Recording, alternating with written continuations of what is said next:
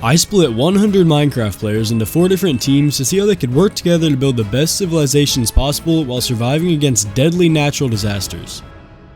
As all 100 players spawned into their biomes, they quickly began to spread out and come up with plans to explore their regions. They had less than an hour remaining for the grace period, so they would have to get gear fast and build up their teams before the borders dropped and phase 2 began. 3, 2, 1.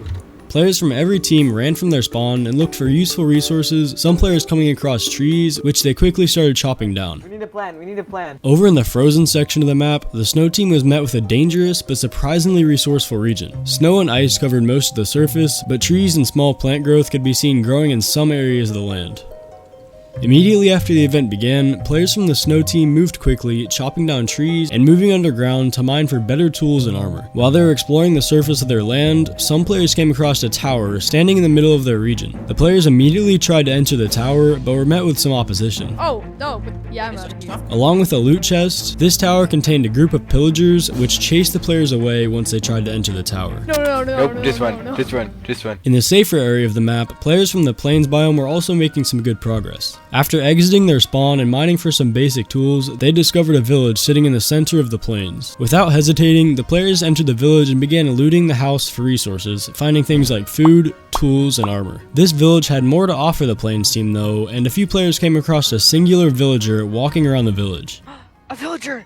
Wait, do we have to Don't hurt him. Villagers can be used to buy tools, food, and even enchanted books, so the plains team quickly trapped the villager so they could come back to it later. Across the bedrock barrier, the desert team was struggling. They started off the same way all the other teams had, going for basic tools at the beginning and then spreading out to explore their land. Let's go! Like the other biomes, the desert had a structure located in the center of their land. A few players came across this structure and entered the desert temple to begin searching for chests within it. Like the chests in the other regions, these contained things like armor, diamonds, and food. Other desert players realized that their region had a massive disadvantage when it came to food because they didn't have any naturally spawning animals. Because of this, some players set up a small farm near a lake and started fishing for extra food. Do you guys have any plans so far? Yeah, I'm dying. We have like no food. In the final biome, the jungle players were off to a great start. Their area contained an abundance of trees and food, so they could easily breed animals and set up a farm. As players spread out at the start of the event, most players started by collecting wood and heading to a large jungle temple located in the center of the region. There's stuff here. Water! Wait, we don't have water. We don't have natural water. That's our only water source. This structure was similar to the desert pyramid, and it contained many of the same items. One player, Wilding, was already making plans to become the leader of the jungle team so he could lead his team to victory. If you want to be a leader, He gets the stand first on the piece of bread. cobblestone. Stand on the cobblestone. But while the other teams were thriving and getting stronger, the snow team still had a huge problem. How are you guys doing so far? Pretty bad. We're about to starve to death. Oh, that's not good. Because their land was completely covered in snow, the snow players couldn't find any crops or food to grow. This was a huge issue because some players were already getting close to starving. But eventually, a few players found a group of cows wandering around at the edge of their land, which they could use to breed and create more food. We got cows! We have cows! Dig a hole and lead them. For the second part of Phase 1 of the event, players were required to choose one leader per team who would receive a leader's crown and rule the team for the rest of the event. In the jungle region, most of the players were still underground mining, but some players tried to hold an election anyway. Do you have any items to give? The cool ads. Explain why you'd be a good leader. Because I know this skill, and I'm an Indian. No one knows more about technology than an idiot. Oh, It seemed as if a player named Wilding was winning the majority of the votes, so he decided to claim the leadership role and take the crown. Other elections weren't going as smoothly though, and the snow players didn't seem to know who they wanted as a leader. They eventually decided to choose someone named Wappy, but they didn't know anything about him, so electing him was a risky decision. In the Plains region, the players had set up a full stage and seating area, and they were hosting an official election that way. Why did you break him? Okay. Okay. Somehow, the Plains team didn't manage to elect a leader, so they would have to show great teamwork in order to avoid anarchy in the later stages of the event. The desert team also set up an election area and went through the same process as the other teams. I should be the leader because we have communist party and I did most of the work. The desert eventually elected Adam as a leader, who immediately ordered the construction of an underground bunker directly under their base. This would be extremely useful for the later stages of the event when the surface of the map would be destroyed. Now there were only a few minutes left before the borders would disappear and natural disasters would start spawning across the map, so Adam ordered the entire desert team underground to avoid the oncoming storms. A few players weren't quick enough though, and a minor tornado swept some of them away from their base. Yep, there it is. Thankfully though, nobody was harmed and the tornado passed harmlessly. The other teams were starting to get anxious as well, because the borders are now open so anybody could cross into the opposing team's land. Most players were hiding underground at the start of phase 2 though, so there were only a few lone players who ventured into enemy territory. Follow me, Okay, it's right okay, here. let's go. The players camping underground weren't as safe as they thought though, because a massive tornado spawned underground where the plains players were hiding. This caused mass panic and it quickly turned chaotic. Oh, get down! Get down! Again, nobody was hurt by the storm, but it made the players wary of hiding underground. Also, real quick, I'd appreciate it if you could check to see if you're subscribed to me. Seeing my sub count increase tells me that people enjoy my videos, and it motivates me to keep making entertaining videos like this for all of you. Okay, back to the video. Back at the surface, things weren't much better. One of the snow players, Creeper, had gone rogue and killed some of the players from his own team. Because of this, some snow players had decided to venture into the jungle to ask for Wilding's help, hoping that the jungle players would help hunt down the snow tyrant. We hope you will assist us in tracking down this tyrant. Wilding eventually agreed to lead his team into the snow's land to help hunt down the rogue player, but just as they were about to leave, an earthquake appeared underneath the new Jungle Snow Alliance, causing some players to panic. Everybody get out. Do not go underground. Everybody follow me. Everyone follow me. Do not go underground. You'll die. The same players got hit with yet another earthquake once they entered the snow's region, but since it was still early on in the event, the disaster was minor and nobody was hurt. After regaining control over the situation, Wilding caught sight of Creeper's name tag and realized that he was hiding underground right beside where the Alliance was standing. Yeah, he's there. It could be a trap. The new team of jungle and snow players tried to surround Creeper, but he realized what was happening and tried to dig away from the oncoming attackers. The disasters worked in favor of the snow team this time because 2 consecutive cave-ins dropped tons of stone on top of Creeper, scaring him but doing next to no damage. Free from the short disaster, Creeper managed to dig deeper underground and escape the snow and jungle players, for now. The snow players didn't give up though, so they decided to return to the jungle and meet up with the rest of their allies to continue hunting Creeper down. While this was going on, the desert team was still underground, getting hit with cave-ins and sinkholes that barely did any damage. The disasters weren't deadly yet, but they were still dangerous if you were unlucky. The players from the desert and plains teams were beginning to get bored of the weak storms, so they started to leave their tunnels and venture back onto the surface. Just like Jungle had made an alliance with Snow, Desert had officially made an alliance with Plains. Yeah, you guys are peaceful? Yeah, we're peaceful with the desert. There were desert players visiting the Plains base freely, only stopping when hit with gusts of strong winds or earthquakes.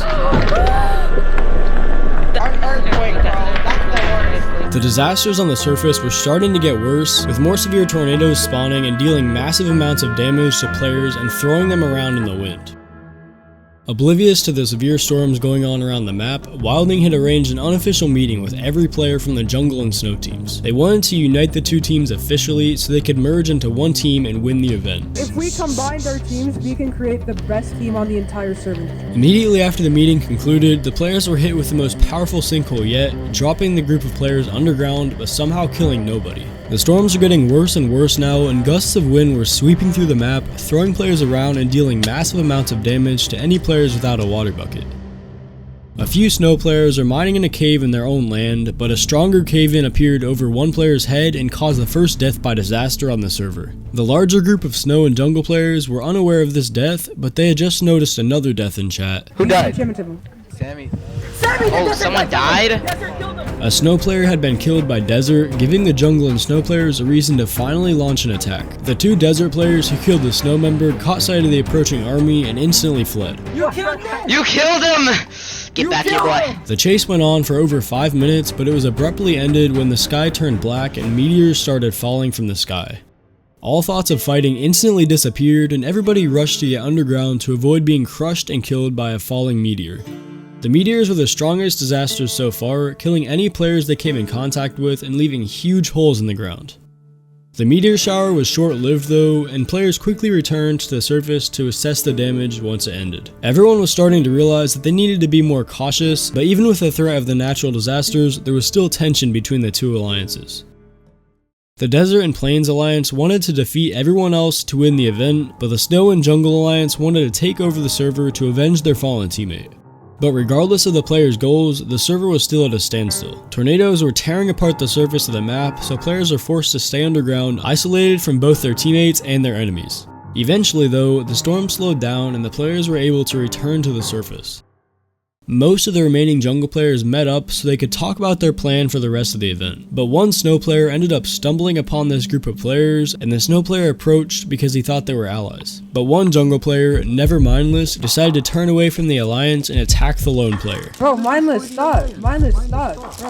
Bro, we're gonna... Wilding tried to convince Never Mindless to stop the chase, but he ignored his leader's commands and continued after the snow player. After a long chase, the snow and jungle players came across an even bigger group of rogue desert players who joined in on the chaotic chase, desperate for some action after being stuck in caves for so long. The chase went on for over 5 minutes and all the jungle players escaped, except for Wilding. Being the leader of the jungle, he was being targeted and was close to dying. But just as all hope seemed lost, an earthquake appeared under the attackers and they were dropped into a pit of lava, and Wilding was able to escape and regroup with his teammates. The event was starting to get chaotic and players were turning against their alliances all over the map. Every player wanted to have the best gear possible so they could have the best chance at surviving the supernova storms that were quickly approaching. Some players had strategically built bunkers underground, hoping that they would be protected when the supernovas dropped down onto the world. On the surface, new groups of players were forming, including 2 main groups, the Desert Group and Wilding's team. Wilding kept a few of his players on top of a tall skybase, hoping that they would be safe from the supernovas. The Desert players were roaming the surface, hoping that they would be able to outrun the supernovas when they arrived. Eventually though, the Desert players came to their senses and built an underground bunker with barely any time remaining before the final disasters dropped on the map. As most of the players were hiding, the first supernova dropped on a few plains and desert players who were still on the surface. Oh my god. The players had nowhere to run and they were eliminated by the huge explosion caused by the supernova. This was one of the weaker supernovas, so the rest of the players realized that they would need to be prepared. The second supernova was dropping towards a lone player hiding underground who dug straight down when he caught sight of the ball of fire approaching him. Miraculously though, he survived and successfully survived the event. There were only 2 supernovas left to drop on the world, and one of them spawned on top of a lone player from the desert team, Cotton. This was the most powerful supernova possible, but Cotton managed to survive the disaster by outrunning it. The final supernova was falling from the sky, aiming for the desert players who had created a bunker underground. We don't have any hunger. This isn't fair. They saw it coming though, and they ran down one of their pre-built tunnels, escaping the explosion that left their bunker in ruins. And now, with less than 20 players alive and a completely destroyed map, the disasters stopped and the event came to an end. Since you guys all did so well in surviving the event, I got a little surprise for you. Holy shit! That's a good response.